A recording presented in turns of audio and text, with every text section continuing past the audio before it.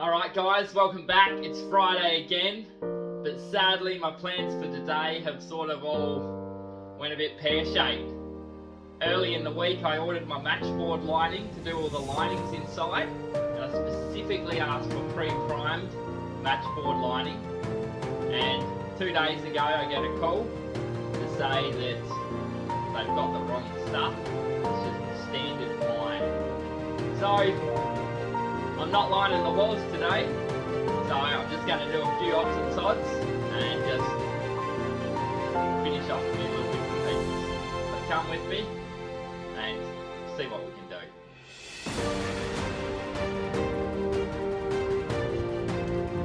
So thanks to Lukey Drummond, he got my hot water service all plumbed in, and now we have hot water for the tiny house. Got the plumber in yesterday, so everything's plumbed in, but I've got a leak. So let's fix that door.